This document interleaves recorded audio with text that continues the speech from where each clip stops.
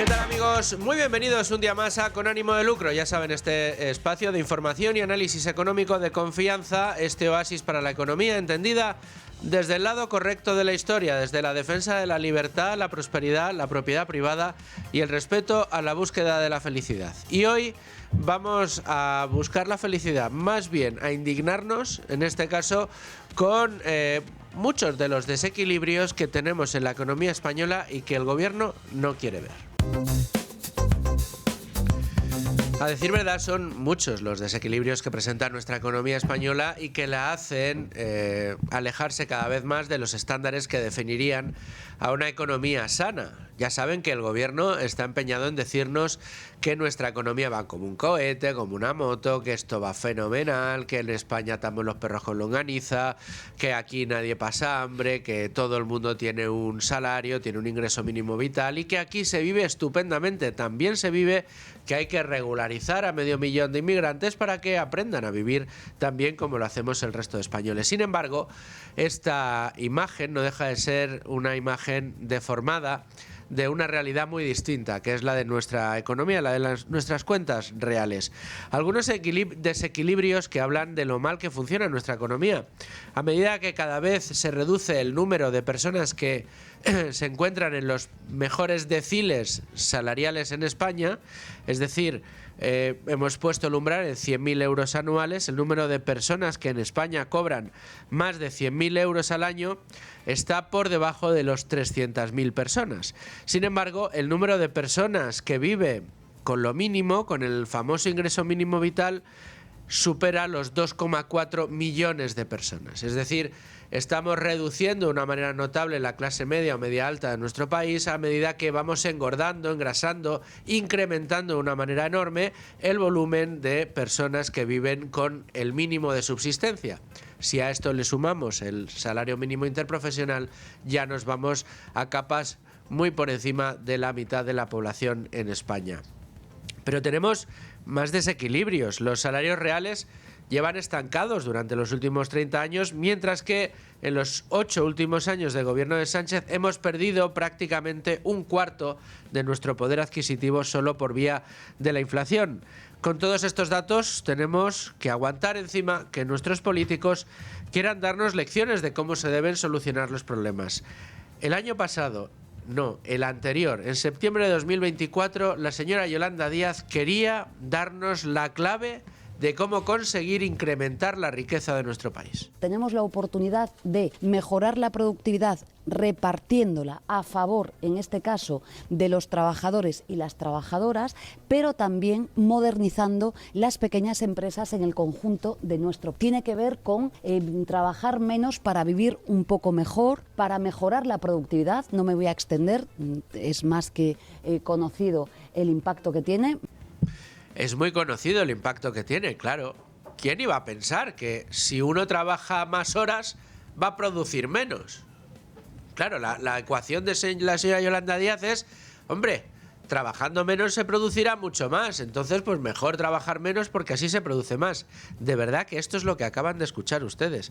Pero es que como no está sola, siempre le acompañan, en este caso, los sindicatos. Escuchen lo que decía solo hace unos días Unai Sordo, el líder de Comisiones Obreras en la sede del Ministerio de Trabajo. Estaba muy instalado, y no solo en determinado perfil de economista ultraliberal, una idea que conviene contrarrestar, que las mejoras de los salarios, en este caso del SMI, solo pueden venir como consecuencia de una mejora previa de la productividad de la economía española. Y nosotros afirmamos a la inversa, que una mejora de los salarios contribuye a incentivar los proyectos empresariales más rentables basándose en productividades distintas y que no aspiran a ser rentables por la vía de la explotación laboral y los salarios de miseria.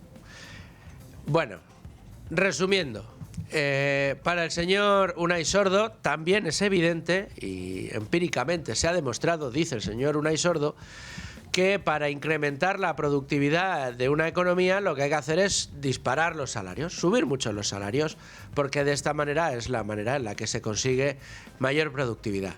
¿Saben qué pasa?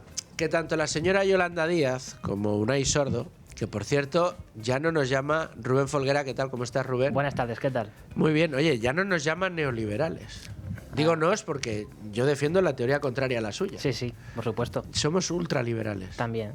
Hace tiempo que nos llaman así, pero lo que ahora les falta por crear es el ultraneoliberalismo. Ya sería como el conjunto. Se lo regalamos, señor Unai Sordo, por si la próxima vez lo quiere usted emplear. Bueno, pues lo que acaban ustedes de escuchar de la señora Yolanda Díaz y del señor Unai Sordo es que en España, para producir más, lo que hay que hacer es trabajar menos, que los empleados en España, la masa laboral en España, trabaje menos horas y que además cobre más por esas horas de menos que trabaja.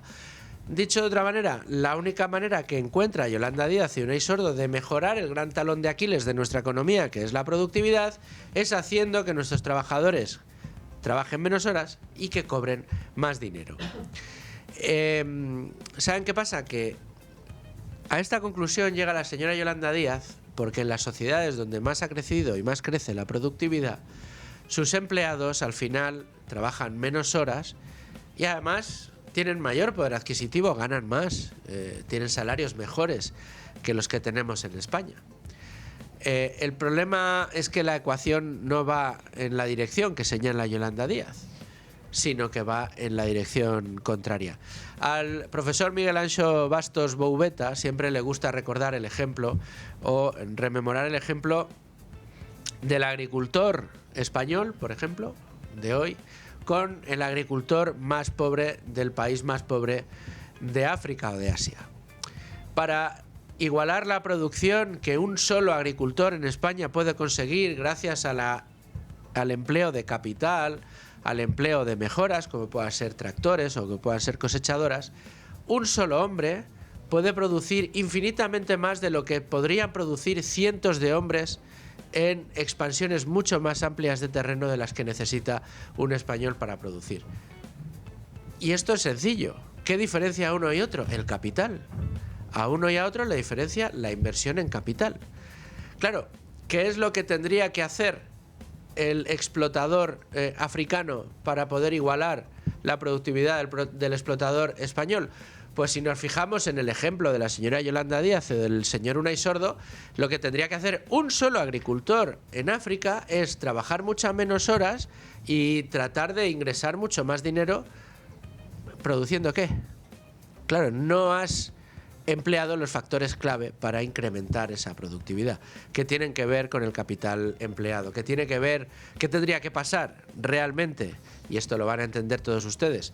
Pues ese pequeño explotador africano pues tendrá que tratar de producir un excedente de producción suficiente como para incrementar sus ingresos, invertir esos ingresos en bienes de capital que le permitan que la siguiente cosecha sea todavía mejor, y seguir invirtiendo esos excedentes de capital que va a producir gracias a que ha producido más que el año anterior y lo ha vendido, para seguir invirtiendo en un tractor, en una cosechadora, en mejores productos para que su cosecha sea más abundante y no tenga pérdidas, etcétera, etcétera, etcétera.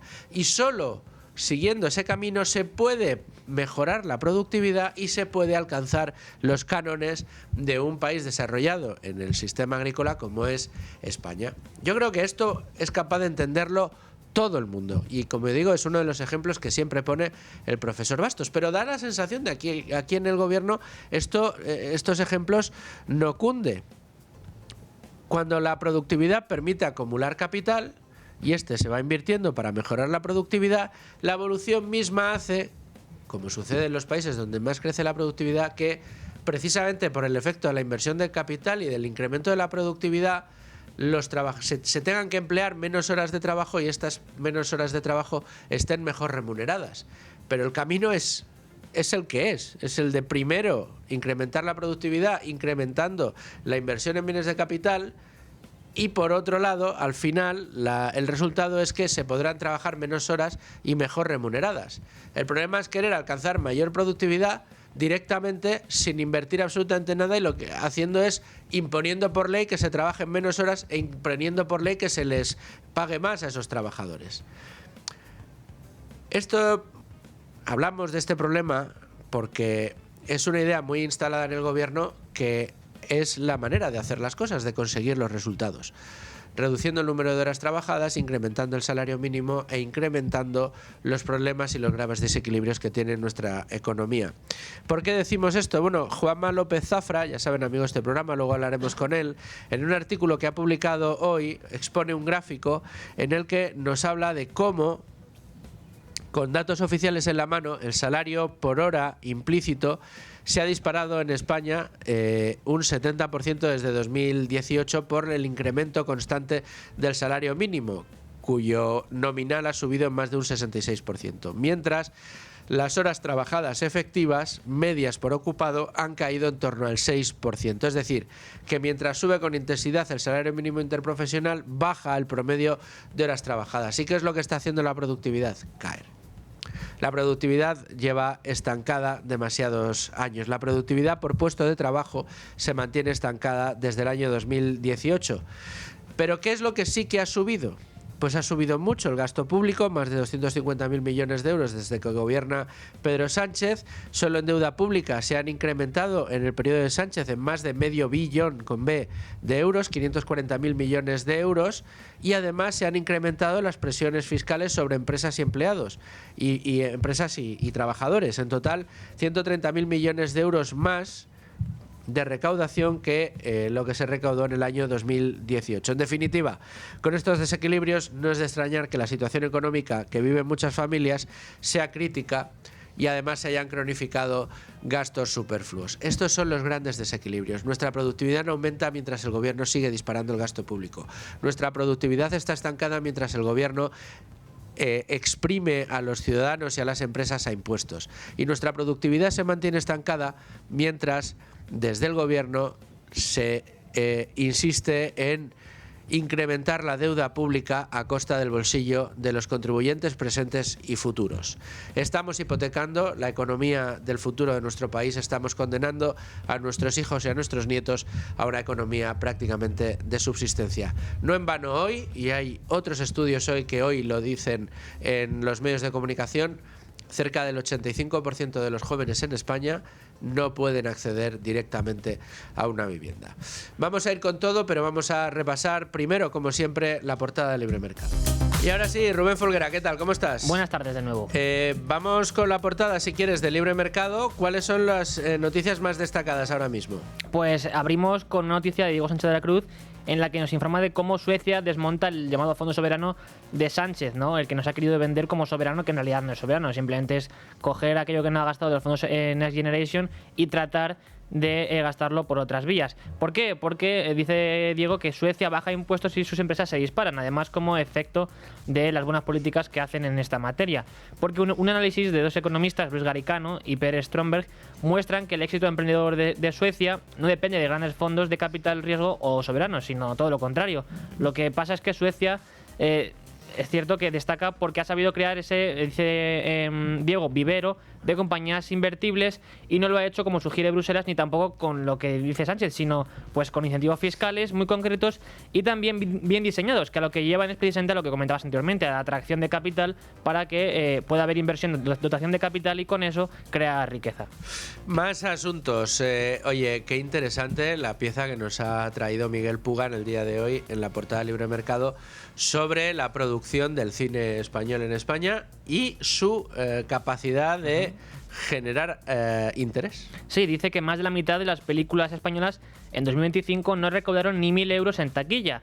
Lo que es cierto, dice Miguel Pugas, que en 2025 se exhibieron más películas que recaudaron menos de 100 euros que películas que recaudaron más de 100.000 euros en taquilla en un solo año. Y esto lo que viene a demostrar es también el modelo, ¿no?, de cultural que llaman ellos. Ya sabes que ellos lo llaman cultura, esto simplemente subvencionar y dar subvenciones y pagas dinero directamente que se va a este tipo de proyectos que no generan ninguna rentabilidad y que evidentemente no interesan a nadie, porque los datos de taquilla lo demuestran de este modo. Y sin embargo, en otros países lo que sí que se incentiva además es que, debido al riesgo que recorren los productores y a la gente que invierte en este sector, se puedan generar piezas audiovisuales de gran calidad y que la gente sí que demanda.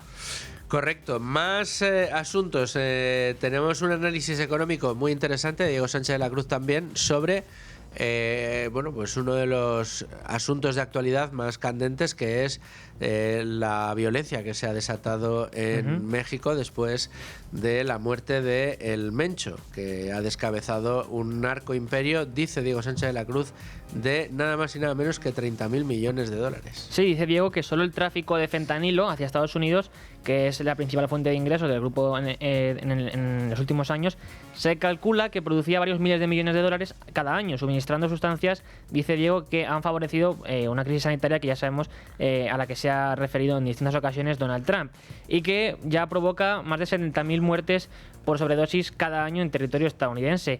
Y lo que hace Diego Sánchez de la Cruz es hacerse eco de los datos que se han podido conocer y que, como bien dices, de acuerdo con las estimaciones de la DEA y del Departamento del Tesoro estadounidense, el cártel que dirigía El Mencho generaba ingresos anuales de entre 20.000 y 30.000 millones de dólares cada año, lo cual es una cifra comparable al volumen de negocios, por ejemplo, de grandes multinacionales del sector energético o también del farmacéutico.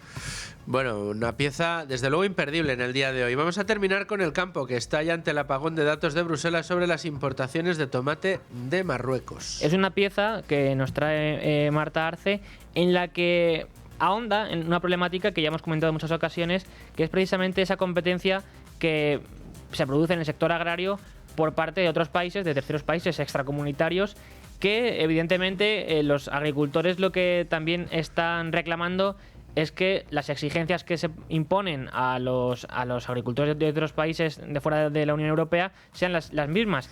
Y asimismo, lo que hoy nos trae es precisamente que desde Bruselas nos están dando datos de forma detallada de las importaciones de tomate marroquí que llegan a nuestro país.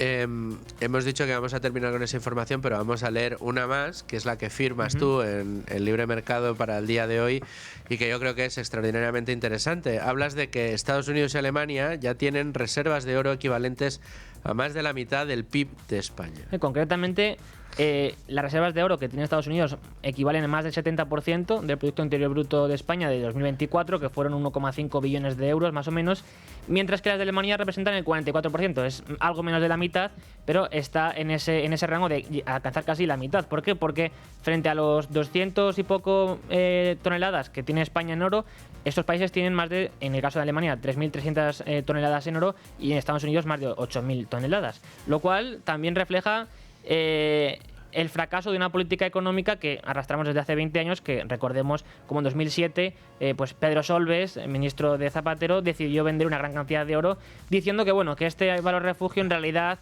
no tenía una gran expectativa de cara al futuro, porque pues eso, que no iba a valer tanto. Y sin embargo se está viendo ahora como los países que sí que apuestan por incrementar sus reservas de oro, pues simplemente en este metal precioso tienen unas reservas económicas pasadas a euros o a dólares que equivalen a buena parte de la economía de nuestro país, claro.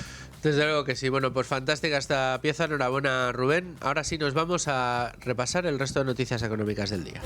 Nos vamos ya a repasar las noticias económicas del día, pero antes déjenme que les recomiende bateriasadomicilio.es. Instalan tu batería estés donde estés, en casa o en la oficina, los 7 días de la semana. Solo tienes que llamar al 685-750250, 685-750250, te dan presupuesto de la batería, además te envían un coche taller allá donde estés, realizan un diagnóstico de la batería y del alternador y en caso necesario cambian la batería de tu coche o moto en solo unos minutos. Cuentan con todas las referencias del mercado, además precisamente por esto pueden cambiarte la batería que tu coche exactamente necesita y no una parecida o equivalente.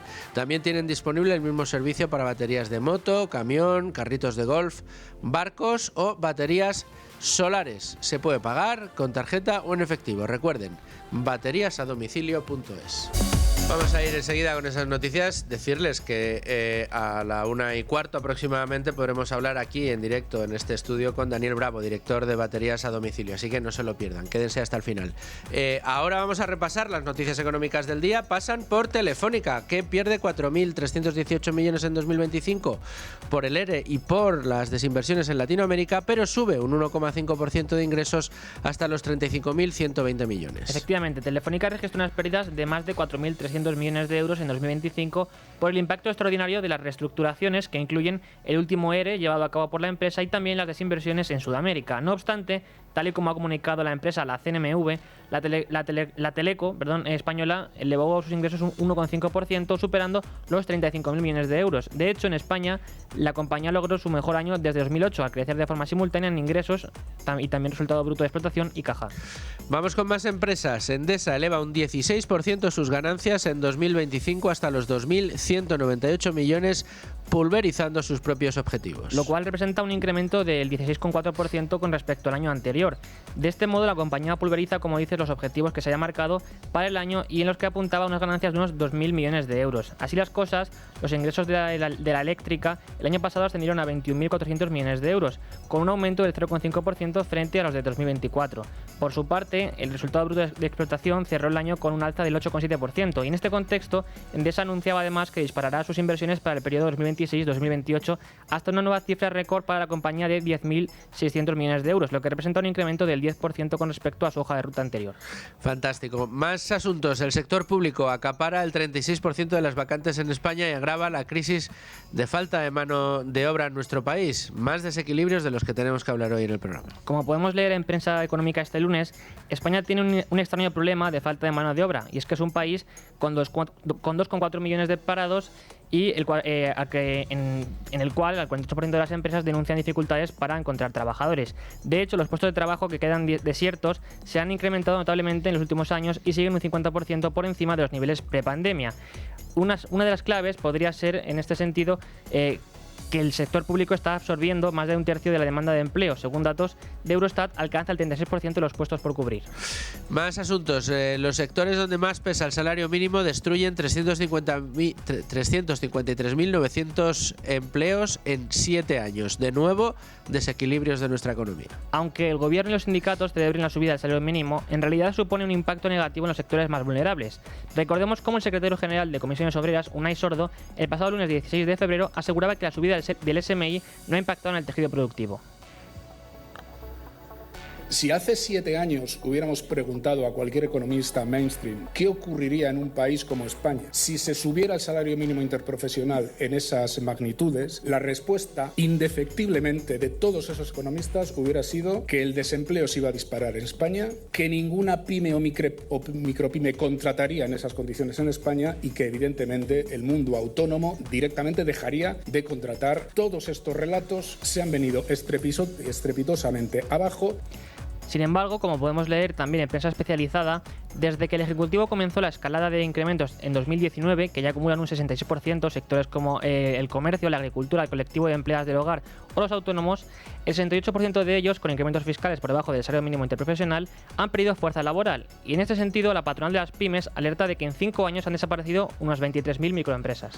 Más asuntos. Las matriculaciones en la Unión Europea rozan los 800.000 unidades tras caer un 3,9% en enero. Según los datos divulgados este martes por la Asociación Europea de Fabricantes de Automóviles, las matriculaciones de vehículos nuevos en la Unión Europea cayeron casi un 4% en enero en comparación con el mismo mes del año anterior, hasta casi 800.000 unidades, lo que marca un segundo comienzo de año difícil consecutivo para el mercado.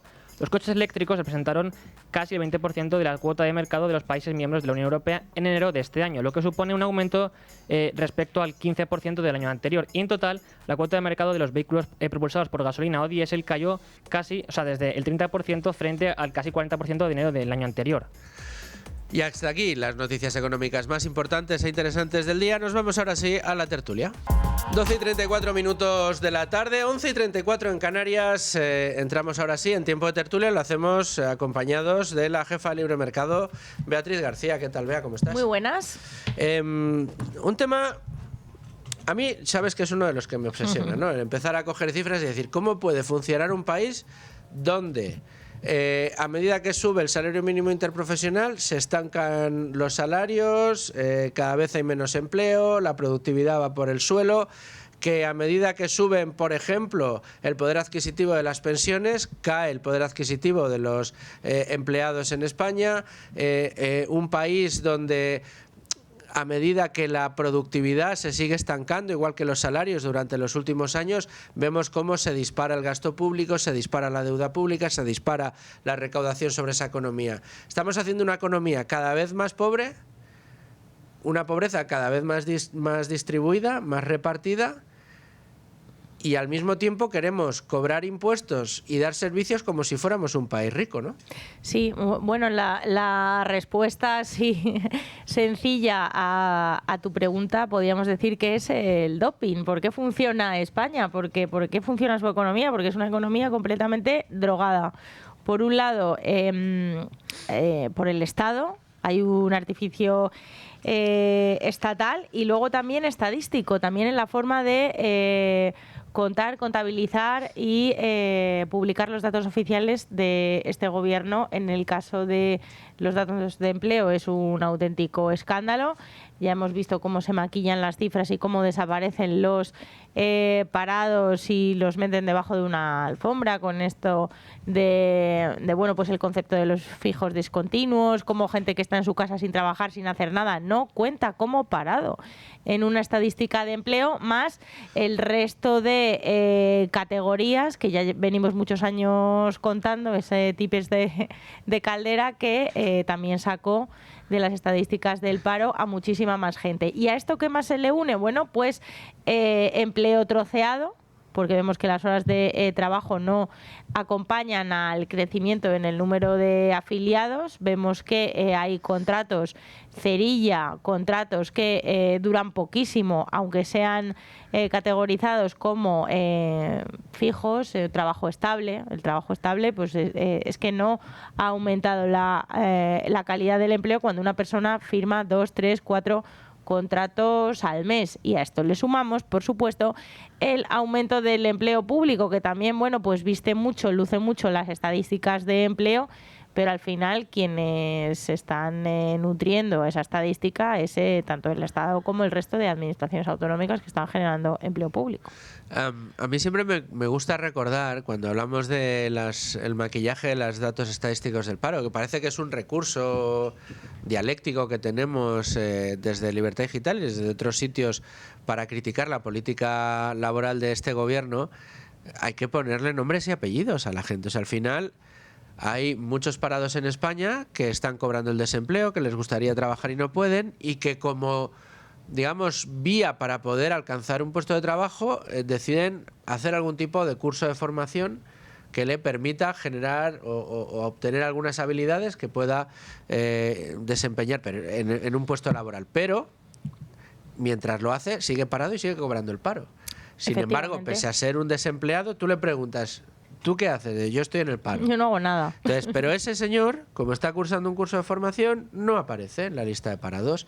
Aquellas personas que quieren trabajar y no pueden, que no tienen un puesto de trabajo, les gustaría tenerlo y además están cobrando el desempleo en muchos casos, pero buscan trabajo o bien por la mañana o bien por la tarde, o que no sean fin de semana porque tienen una persona a su cargo, porque, en fin, por cualquier circunstancia, tú a esa persona le preguntas: oye, ¿qué haces? ¿Cómo te va? Dirá: pues yo estoy parado, estoy desempleado, pero no aparece en las listas del paro. Y aquellos que tienen estos famosos contratos fijos discontinuos y que se ha acabado la obra y hasta que aparezca la nueva, pues está en el paro y está desempleado, le preguntarán: oye, ¿y tú qué haces? Este no te va a decir: yo tengo un trabajo indefinido, no, te va a decir: estoy en el paro y estoy cobrando el desempleo. Sin embargo, tampoco aparece en las listas de desempleo. Y aquellos que están en un ERTE, es decir, igualmente no pueden trabajar, quieren hacerlo y están cobrando un subsidio por desempleo, tampoco figuran como parados. Pues toda esta bolsa supera ya el 1 millón de personas y es una auténtica vergüenza. Claro, y no están contribuyendo a la productividad del país, por eso en es absoluto, una de las están razones. consumiendo los recursos que de la productividad se extraen. Eso es tremendo y bueno, muy llamativo que ya no sepamos lo que es un parado en nuestro país, o sea, que ya el concepto se haya desvirtuado tanto que no sepamos lo que es, o sea, una persona que trabaja, que produce, que se levanta, que tiene un horario, que tiene un jefe al que aguantar. Bueno, pues todo eso, lo que antes era un trabajador, ya en España no se sabe si eres trabajador o no eres trabajador, porque para el gobierno bueno, pues el concepto es completamente diferente al que tienen el resto de los mortales en nuestra lengua.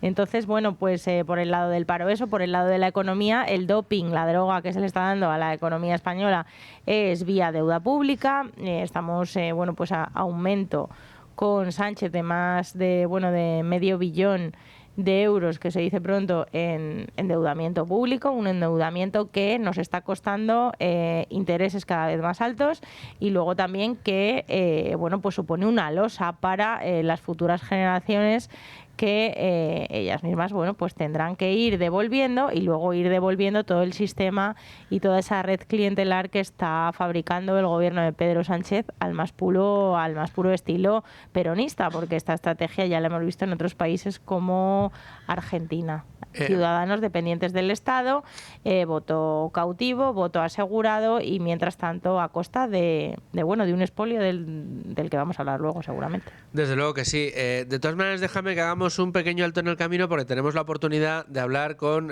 Juanma López Zafra, que le tenemos al teléfono, y que ha escrito en su tradicional gráfico de la semana en The Objective un artículo que es fantástico y yo recomiendo a todo el mundo: subir el salario mínimo por decreto cuando el gobierno ignora la productividad, y da unas cifras que producen escalofríos. Producen escalofríos por ver la realidad en la que nos ha metido este gobierno y que está orgullosísimo de lo que está haciendo. Juanma López Zafra, ¿cómo estás?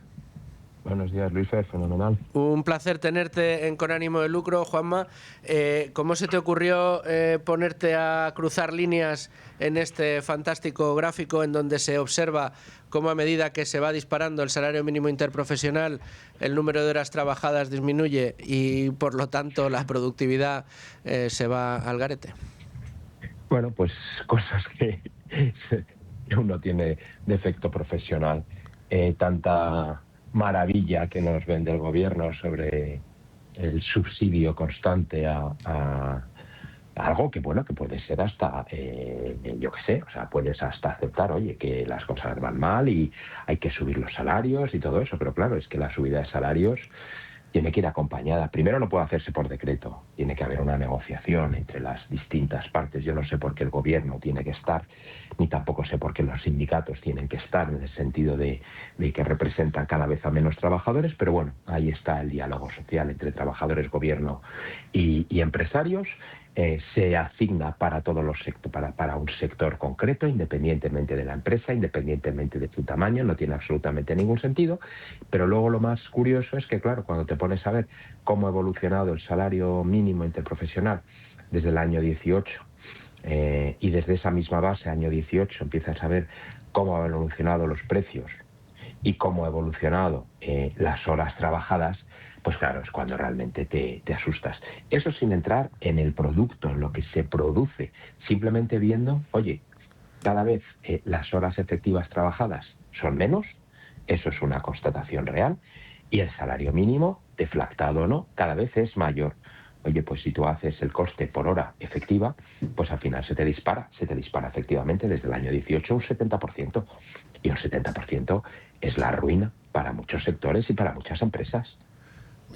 Y lo que entraña es, de nuevo, pues frenazo a la actividad, de nuevo imposibilidad de muchas compañías de poder aprovechar, en el caso ya de haber tenido un buen año, aprovechar esos excedentes de producción para seguir invirtiendo en capital, porque tienen que atender las necesidades de una legislación que lo que se ha propuesto es, en este caso, encarecerles el coste laboral, el coste de contratación de una manera indiscriminada, ¿no?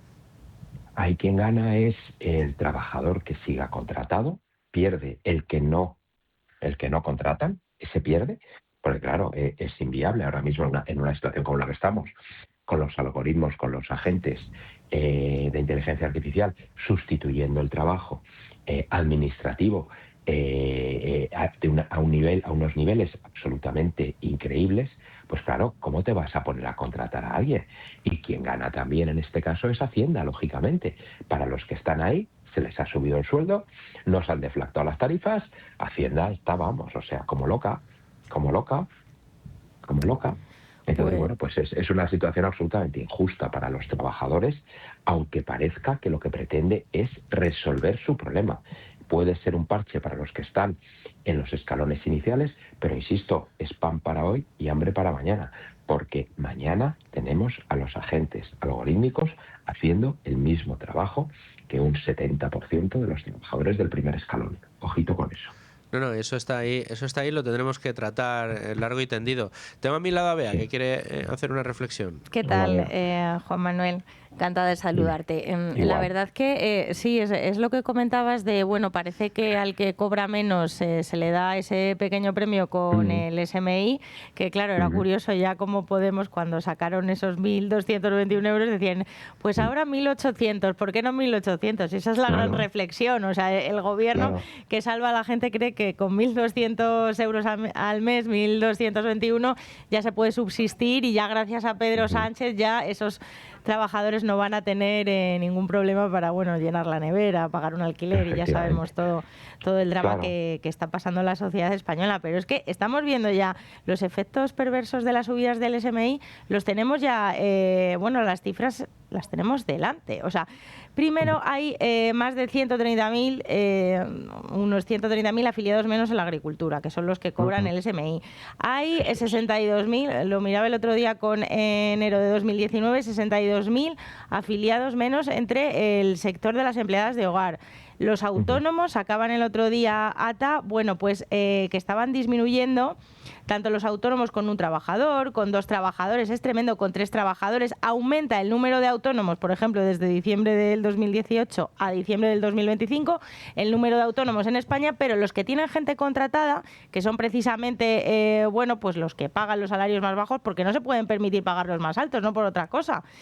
Bueno, pues está disminuyendo el número de autónomos con empleados a su cargo, y es un completo drama y es un efecto directo y muy muy perverso de estas subidas del SMI. Y al final hay otros efectos también que se ven a nivel empresarial, estancamiento salarial, que estaba muy interesante el gráfico de Juan Manuel, y luego ya cuando llegas al nivel empresa y empiezas a preguntarte ¿por qué no me suben el sueldo? Pues es que no te suben el sueldo porque tienen que subir el sueldo a los del SMI. Entonces se igualan todos los salarios y no se premia ni al trabajador cualificado, ni al que lo hace bien, ni al que ha tenido un mayor rendimiento en la empresa. ¿Por qué? Porque tienes una norma estatal que te sube los costes unitarios, que es que en este caso el SMI.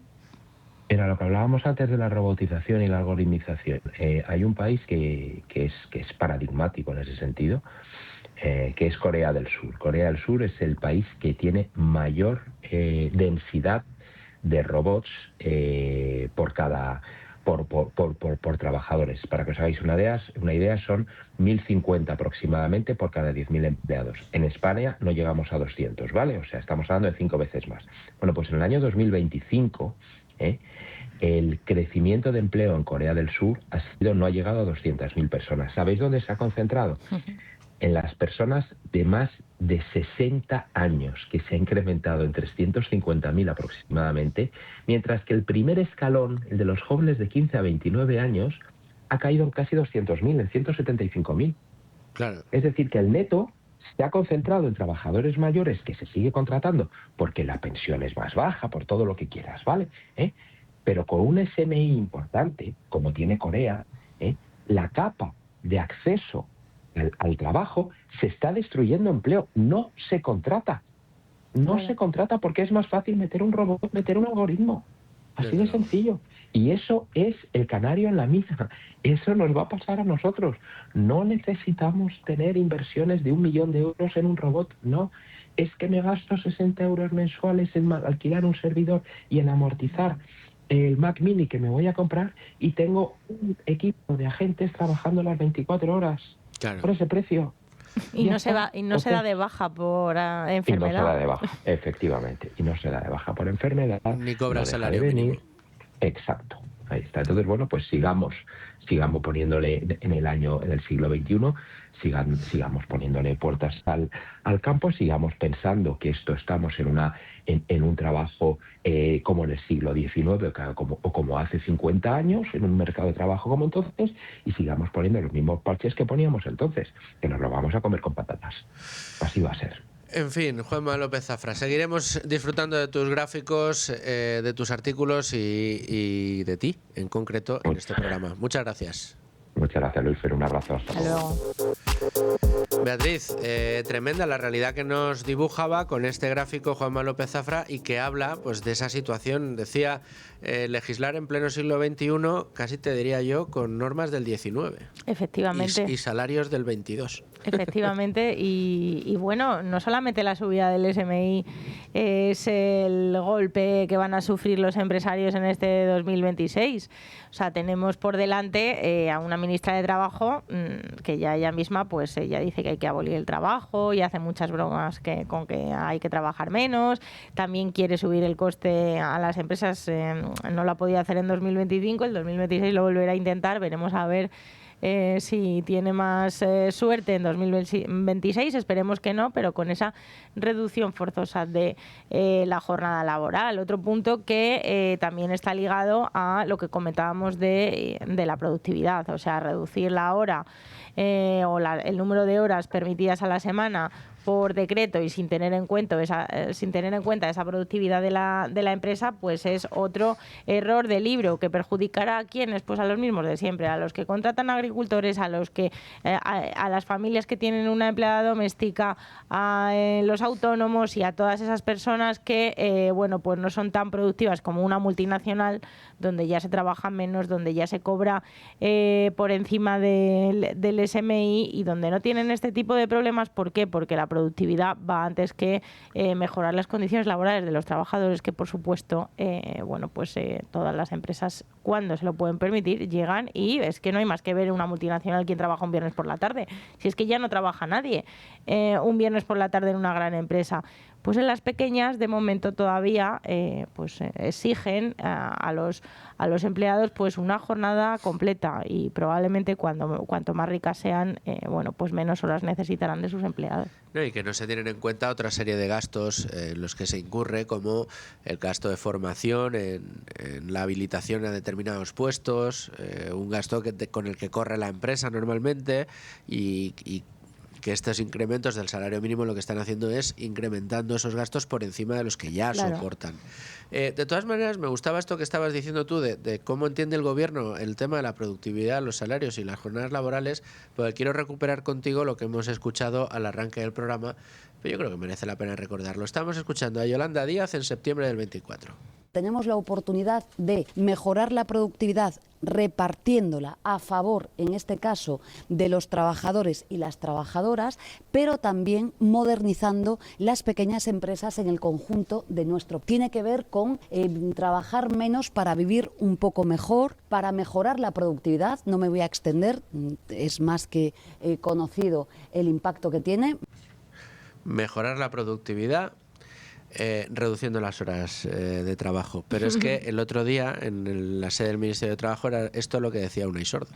Estaba muy instalado, y no solo en determinado perfil de economista ultraliberal, una idea que conviene contrarrestar: que las mejoras de los salarios, en este caso del SMI, solo pueden venir como consecuencia de una mejora previa de la productividad de la economía española. Y nosotros afirmamos a la inversa, que una mejora de los salarios contribuye a incentivar los proyectos empresariales más rentables basándose en productividades distintas y que no aspiran a ser rentables por la vía de la explotación laboral y los salarios de miseria.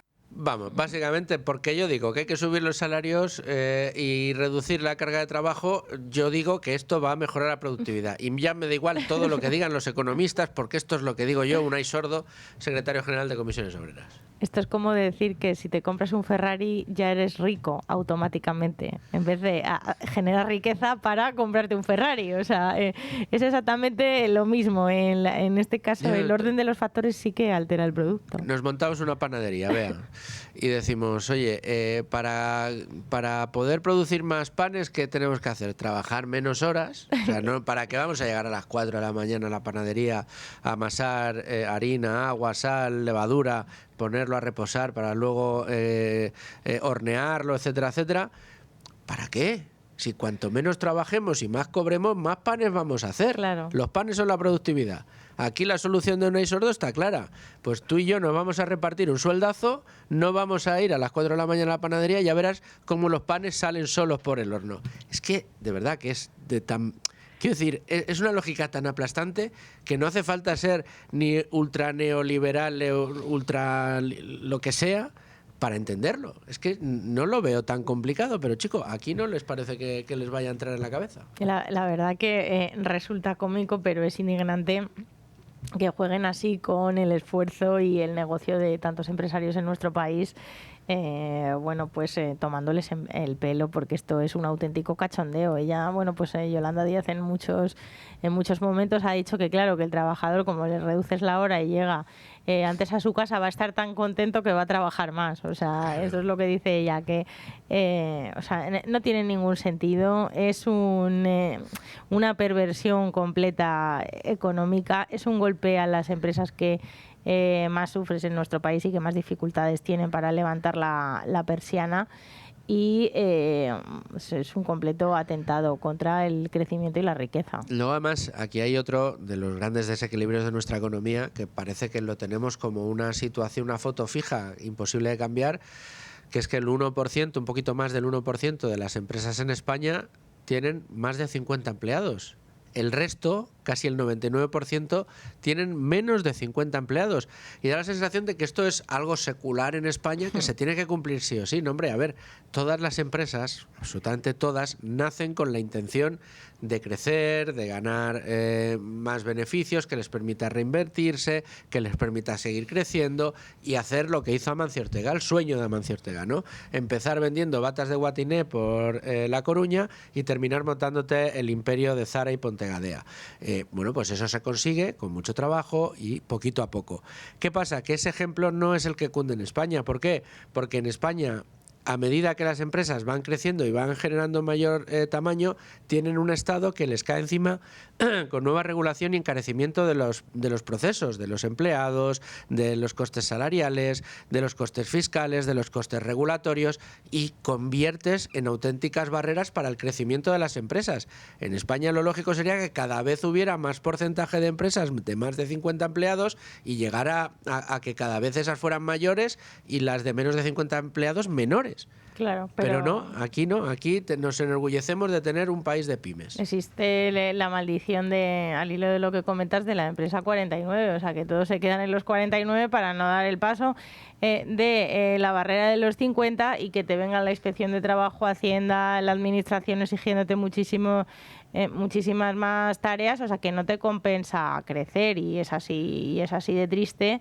Y es un reflejo de la estrategia política que tiene este gobierno, que además a Amancio Ortega no le gusta, Juan Roig tampoco les gusta, que la señora Velar, al hilo de la subida del SMI de la semana pasada, pues ha aprovechado para criticar otra vez a Mercadona y echarle la culpa de la subida de precios y llamarle despreciable desde el Congreso de los Diputados, algo que es que está utilizando su escaño en el Congreso de los Diputados para meterse con uno de los empresarios que más empleo crea en este país y que además paga por encima del SMI y que además le ha dado voluntariamente, sin que le haya puesto el gobierno una pistola en la cabeza, recientemente una semana más de vacaciones a sus empleados, les paga bonus, todo el mundo quiere trabajar en Mercadona, todo el mundo y todos los clientes quieren acudir a Mercadona porque les ofrece un servicio que el cliente, casi el 27% del pastel de los supermercados lo tiene Mercadona porque el cliente les ha elegido. Claro que sí, y meterse con Mercadona es meterse con todos los millones de personas que acuden todos los días a sus centros comerciales a obtener productos de primera categoría a precios populares, por mucho que hayan subido. Como decía yo, oye, si lo que quieres son ecológicos los aguacates, pues gástate 5 euros por aguacate, pero que tienes tus tiendas. Ahora, que no pretendas que todo el mundo sea así, y por eso existen marcas como Mercadona que hacen bien las cosas y que además tratan fenomenal a sus empleados. Creo que mucho mejor que los propios sindicatos. Beatriz García, gracias por estar con nosotros un día más aquí en Con Ánimo de Lucro. Nosotros vamos a hacer una pequeña pausa, nos vamos a los servicios informativos de radio, escuchamos las noticias de la 1 y volvemos con la apertura de bolsa y con esa entrevista que les he prometido, baterías a domicilio. 1:06 de la tarde, 12:06 en Canarias, hora de abrir en este caso y como siempre en Con Ánimo de Lucro, página de mercados. Y tenemos nuestro principal indicador, el IBEX 35, en 18.156 puntos, cayendo un 0,72% a esta hora. Y eso que tenemos subidas tan importantes como los que está registrando Endesa, que se anota un 6,78% después de presentar resultados. También tenemos a Acciona con un 2,5% arriba y Iberdrola un 1,71%, como las empresas que más brillan ahora mismo en los mercados. Entre las que más caen, la banca arrastra al selectivo el Banco Sabadell con un 3,32% abajo, CaixaBank un 3,1% y Banco Santander un 3,09%. Pero ¿por qué se dan estos resultados y por qué está actuando de esta manera la bolsa, que ha sido uno de los grandes catalizadores del mercado en estos rallies alcistas que han conducido a nuestro principal indicador por encima de los 18.000 puntos? Bueno, pues vamos a buscar las claves, como siempre, con ayuda de nuestros expertos de cabecera, en este caso el asesor de Luna y Sevilla, asesores patrimoniales, que no es otro que José María Luna. ¿Qué tal, José María? ¿Cómo estás? Fernando, muy buenas. Pues encantado de estar con vosotros un día más con los mercados tan apasionantes. Te oigo estupendamente. Tú no estás sufriendo un brote alérgico como el que tengo yo estos días. Parece que ha salido el sol. Escucho. Ha salido el sol 4 días después de tanta lluvia y estamos algunos con la nariz un poco regular. Pero tratando de mantener el tipo. El que no lo mantiene demasiado es el IBEX hasta ahora, ¿eh? Bueno, vamos a ver, siempre dentro de unos cánones, están máximos. Claro, es que ayer tocábamos un nivel que hacía mucho tiempo que era impensable, y máxime con todas las tormentas o turbulencias que hay en los mercados financieros, desde el terreno geopolítico, desde la materia arancelaria, con la confusión que en estos momentos tenemos encima, con la sentencia del Tribunal Supremo echando atrás los aranceles de Donald Trump, a su vez poniendo otros aranceles, en fin. Y, por supuesto, también el terremoto que supone la inteligencia artificial. Es decir, a pesar de todo ello, el IBEX 35 se ha mostrado muy fuerte, ¿de acuerdo? El día de hoy, probablemente, la toma de beneficios en el sector financiero, que fue uno de los sectores que mejor lo hicieron el día de ayer, haciendo que el IBEX 35 fuera de los pocos índices que terminaran en positivo en las plazas europeas, bueno, pues hace que hoy nuestro índice esté pagando precisamente pues el buen comportamiento de ayer y la toma de beneficios en un sector que no está barato, que las perspectivas siguen siendo buenas para el sector financiero, pero que, insisto, cotiza múltiplos muy altos, ¿no? Pero yo, fíjate, el dato que hemos tenido de los resultados de Telefónica, que conocíamos esta mañana, a priori no son buenos, ¿de acuerdo? Sobre todo viendo, bueno, pues todo lo que ha sido ERES, desinversiones en Latinoamérica, etcétera. Pero sobre todo el mercado lo que se está fijando es en el vaso medio lleno, no medio vacío, es decir, las expectativas que sigue teniendo de mejora Telefónica en los próximos 12 meses, que probablemente sí cumpla, bueno, pues unos ingresos, unos beneficios y sobre todo la reducción de la deuda tan importante. Ahí vemos una vez más cómo el factor endeudamiento sí se o puede penalizar o puede, en este caso, premiarse. Se penaliza sobre todo dentro de muchas compañías, dentro de la inteligencia artificial, donde todas esas inversiones de CAPEX, muchas de ellas se tienen que hacer con financiación, y en el cambio hay otras compañías, en este caso en el sector de las comunicaciones, donde, bueno, pues no se ve con malos ojos que se consiga reducir la deuda, incluso la compañía pueda pagar dividendo. Con lo cual, a pesar de todo ello, yo creo que la lectura que podemos sacar, el índice está efectivamente corrigiendo en el día de hoy, pero yo no creo que después de todo lo que tenemos encima sea un mal resultado. No, desde luego que no lo es y no se interprete en mis palabras que considero que esté en absoluto en crisis. Nuestro principal selectivo está cotizando de esa manera, a unos múltiplos enormes. Lo único que, bueno, ya sabes que en el corto plazo siempre nos gusta, y más a los periodistas, tratar de buscar explicaciones a determinados comportamientos. Pues el de la banca, en concreto, es un comportamiento pues que llama la atención, sobre todo cuando los sectores se alinean en subidas o en bajadas, ¿no? Hoy el sector energético con Endesa, que presenta resultados y han sido extraordinarios a la cabeza, subiendo más de un 6%, mientras que la banca, que ha sido el gran catalizador, pues parece querer recoger beneficios, ¿no? Efectivamente. Fijaros, ayer en la bolsa norteamericana, donde sufría precisamente dos frentes importantes, uno es el impacto de la inteligencia artificial donde va a haber ganadores y perdedores. Claramente se está viendo como la parte perdedora es todo la temática software, ¿de acuerdo? Y temáticas ganadoras, pues puede ser, por ejemplo, el hardware, por poner un ejemplo, ¿de acuerdo? Incluso la parte de semiconductores, ¿no? Bueno, pues ayer, con los índices corrigiendo, había sectores que estaban en positivo, compañías que estaban teniendo una evolución positiva.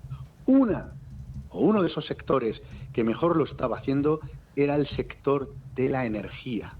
Y cuando digo la energía no solo me refiero en empresas relacionadas con el crudo o incluso con el gas, sino sobre todo me estoy hablando de todo lo que es el tema eléctrico e infraestructuras de energía. El mercado, créanme, está diciendo muchas cosas en este 2026. Hay una enorme rotación ahora mismo que se sigue confirmando en los mercados de bolsa.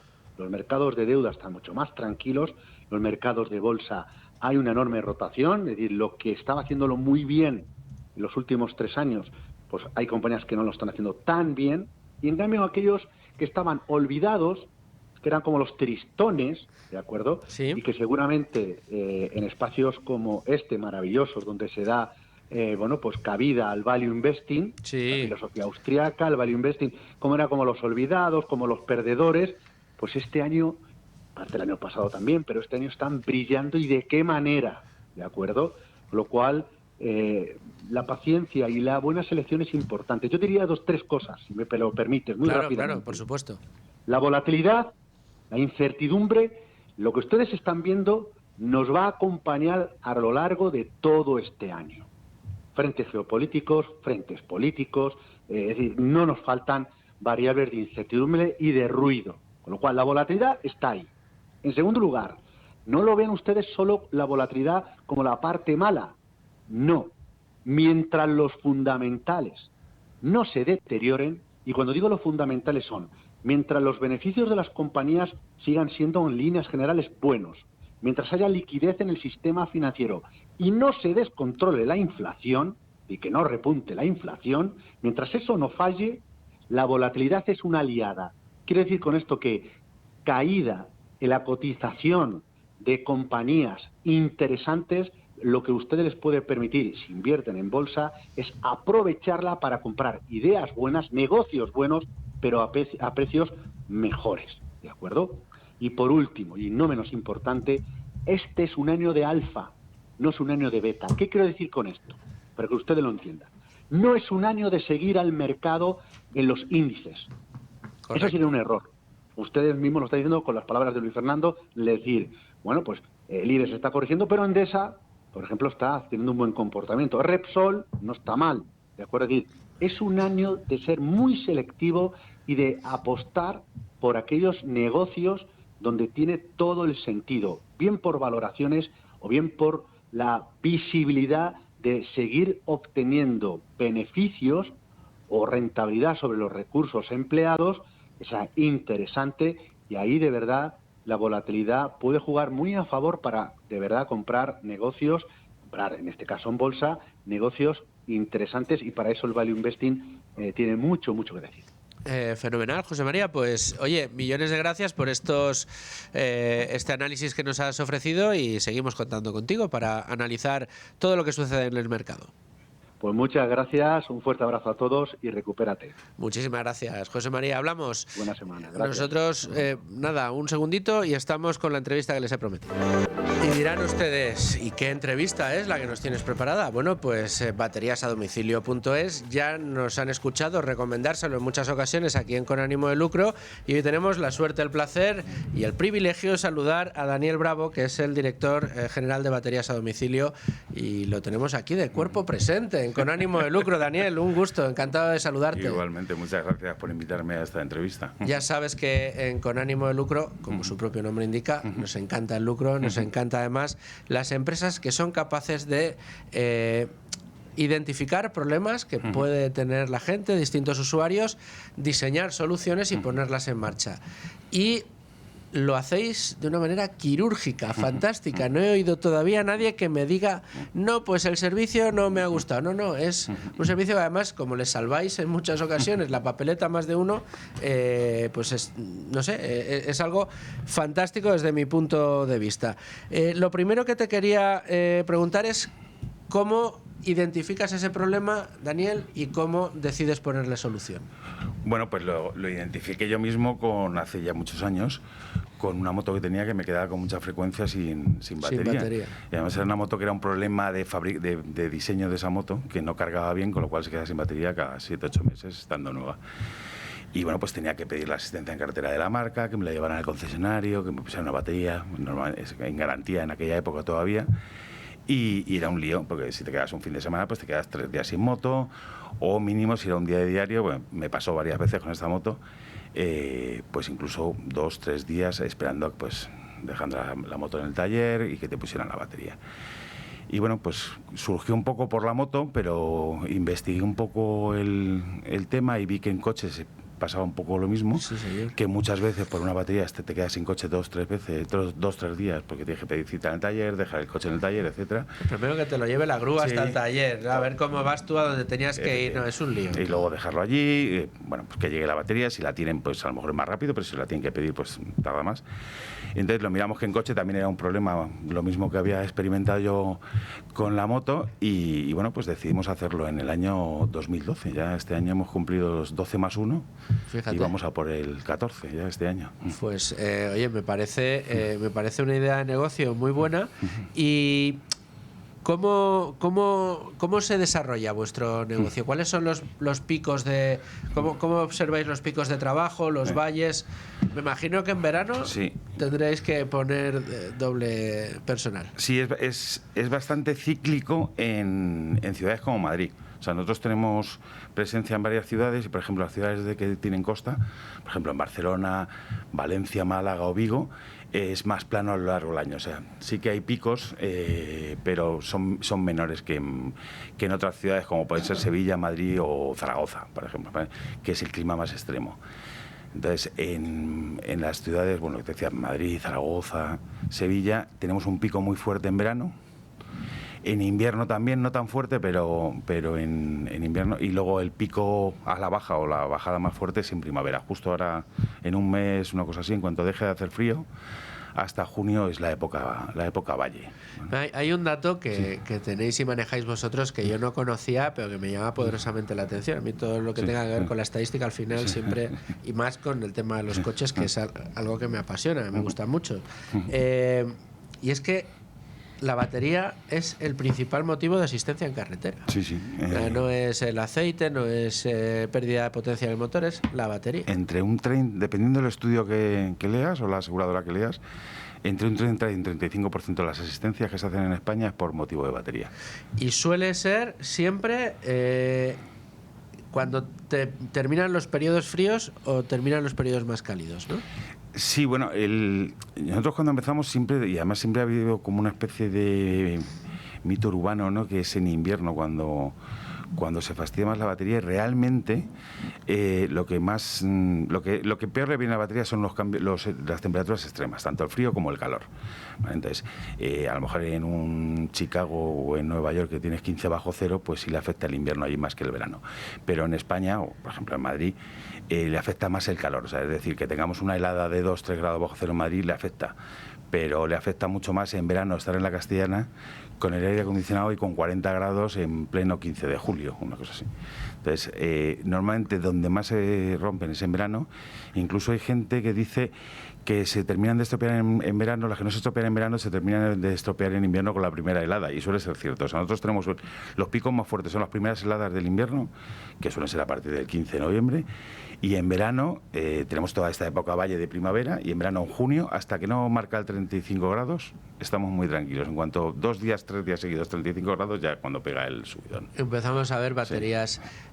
Y claro, el tema de las baterías es curioso, un comentario que hemos escuchado en muchas ocasiones. No, es que ahora las marcas las hacen con caducidad programada. A los 2 o 3 años ya tienes que cambiar la batería. Esto para empezar. Segundo, yo todavía he visto a mis abuelos o a mis tíos en casa coger la batería del coche, quitarle los taponcillos, coger el ácido sulfúrico, echárselo, cerrar y volver a colocar.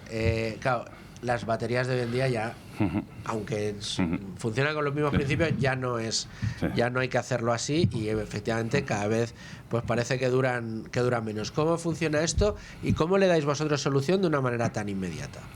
Pues mira, lo del tema de que la obsolescencia programada es mucho mito también, es un poco leyenda urbana. Cuéntanos. Porque hay un caso clarísimo. La mayoría de los coches llevan la batería en el motor. Entonces, lo que te decía antes, con el calor, sobre todo en verano, en zonas más templadas no le afecta, pero en Madrid o Sevilla, pues a las 2 de la tarde prueba a abrir el capó y pon la mano encima de la batería. Si no está ahí 70 grados mínimo, claro, eso le afecta. En el mismo coche, por ejemplo, puedes, en BMW o en Mercedes, el mismo coche con el mismo motor que lleve la batería en el maletero o en el motor es totalmente distinto. O sea, por ejemplo, un Mercedes C que lleva la batería en el motor, los últimos modelos que llevan la batería en el motor, nosotros estamos cambiando con 4 o 5 años. El mismo Mercedes con el mismo motor, pero en vez del CLE que lo lleva en el maletero, que va mucho más protegida del calor, lo normal es que la cambiemos al 8º o 9º año. Incluso hemos visto en algún caso, el récord, creo recordar que era un Touareg, que la cambiamos con 14 años. Jolín. Entonces, todo eso lo tenemos claramente por estadística. Todos los coches que llevan la batería en el motor, en el maletero, o dentro del habitáculo, que también hay algunos que lo llevan dentro del habitáculo, debajo del asiento, como los Q7 o los Cayenne, le dura la batería mínimo 7-8 años. Mientras que los que llevan el motor, 5 o 6 años ya es mucho. O sea que no es tanto por obsolescencia, sino que es un poco también el trato que se le da a la batería. Correcto, ¿no? Y efectivamente al final en el vano del motor las temperaturas suben mucho más, y en verano efectivamente no te hace falta ni encender el motor, como tú dices, dejarlo en la calle ya lo tienes. ¿Puede ser que exista también una relación directa entre la capacidad de las baterías y el desarrollo de soluciones electrónicas dentro de los coches? Claro, no es lo mismo los coches que usaban mis abuelos, que la electricidad eran las luces y poco más, y la radio. Ahora que, bueno, te dan masajes los coches, tienes luces de todos los colores, televisiones, en fin, que ya requieren de mucha más energía. Sí, ¿Esto tiene que ver o no? Sí, tiene que ver, porque la electrónica que llevan los coches actuales no tiene nada que ver.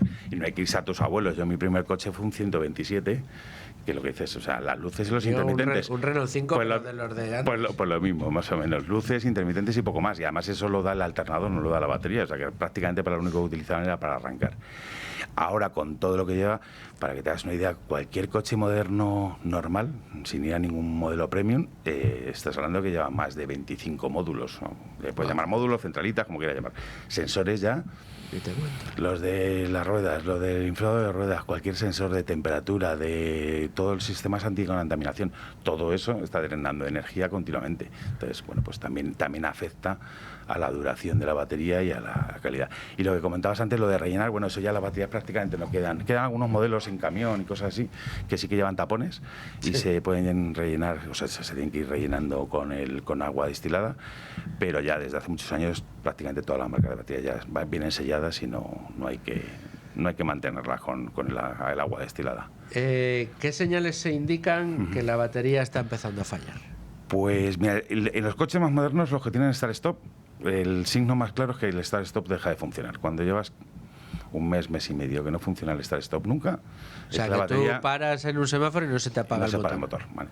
Por ejemplo, que hablábamos antes, en pleno verano, en julio, hay gente que nos llama y dice, no, es que el start-stop no me funciona. Claro, en julio, 40 grados, con el aire acondicionado a tope, el coche llega a un semáforo, detecta que necesita energía y no para la batería, no para el motor. Claro. ¿Vale? Entonces, pero cuando es continuado y ves que no funciona el start-stop durante muchos días seguidos, entonces la batería ya es uno de los síntomas de que está empezando a fallar y cualquier día te deja tirado. Y luego, quitando eso, los coches que tienen start-stop, que eso es fácil saberlo por esto, el resto es complicado, porque es que te dejan tirado de un día para otro también. O sea, que no te va... Antiguamente, coches más antiguos sí que las luces a lo mejor tenían, al arrancar bajaba mucho la intensidad, y eso, pero ahora mismo coches que no tengan start-stop, estaríamos hablando de coches de 10, 15 años, realmente pocos síntomas tienes. Claro, empezasteis en 2012, son muchos años ya de experiencia con baterías, además tenéis todas las marcas de batería, es decir, que cuando acudís en auxilio de un automovilista o de un motero, también de un capitán de barco, ¿no? Porque creo que también, se las cambiáis a los barcos, a los carritos de golf, en fin, cada vez que necesitáis cambiar una batería, analizáis cuál es la que necesita y no le ponéis una equivalente ni una parecida. No, le ponemos la misma que trae de origen. La misma que requiere ese coche de origen. ¿Cómo conseguís llegar tan rápido? Porque me consta que llegáis muy rápido. Bueno, tenemos, ya con los años hemos ido creciendo. En Madrid tenemos muchos coches taller ya funcionando, con lo cual lo vamos organizando en función de las llamadas. Lo normal, en 1 hora y media, 2 horas, desde que nos llamen está puesta la batería. Hay servicios que son de urgencia, que la gente pues, ha parado en una gasolinera y ha echado gasolina y no arranca el coche, y hay que ir muy rápido, y otros que no, que a lo mejor el coche, la persona no está ni siquiera en su casa, pues yo qué sé, llegas por la mañana, no te arranca el coche y te vas en moto o en autobús o como sea el trabajo, y nos llaman desde el trabajo y a lo mejor tenemos que ir a las 7 de la tarde, pues dejamos la cita ya para las 7 o las 7 y media y vamos, pero que normalmente en servicios de urgencia en 1 hora y media como mucho estamos allí y lo hacemos. Prácticamente todo lo hacemos el mismo día que nos entra la llamada. ¿Es posible evitar quedarse tirado por la batería? ¿O es algo ya inevitable? Hombre, sí, depende. Si haces un buen mantenimiento, por ejemplo, coches que llevan la batería en el maletero, con más de 4 años, yo haría una revisión del estado de la batería cada cierto tiempo, cada 5 o 6 meses. Nosotros en nuestras instalaciones lo hacemos gratuito, le hacemos una revisión de la batería sin ningún problema, sí. Y se puede agendar la cita llamando, ¿no? Y luego ya, gente más manita, es muy sencillo. Con un voltímetro lo puedes hacer una aproximación, no muy profesional, porque no tienes un equipo de diagnóstico, pero con un simple voltímetro arrancando el vehículo puedes saber cómo está más o menos. Oye, ¿y se os han quedado ya muchos coches eléctricos por la batería de 12 voltios? Bueno, por la batería de 12 voltios cambiamos mucho, porque además es la sorpresa que se lleva mucho propietario de coche eléctrico, que tiene la batería de tracción cargada al 100%, y de pronto el coche no arranca. Y claro, es que el concepto de arrancar en un eléctrico no existe tampoco. No, es que no se enciende, la pantalla no anda. No se enciende ni nada, porque todo lo que es seguridad, todo lo que tiene que ver con el inicio, va con la batería de 12 voltios. Es un tema de seguridad. Entonces, todo lo que es los temas de seguridad, ABS, los cinturones, la protección, todo va con la batería de 12 voltios. O sea que también, si usted tiene coche eléctrico, también tiene que fijarse. Voy a dar el teléfono, 685-750250. 685-750250. Te dan presupuesto de la batería y ya ven que son grandes conocedores y expertos en esta materia. Bateríasadomicilio.es. Daniel Bravo, muchas gracias. Muchas gracias a vosotros. Espero verte muy prontito de vuelta aquí. De acuerdo, gracias. Y ustedes, hasta mañana, pásenlo muy bien. Aquí a partir de las 12 estamos siempre en directo.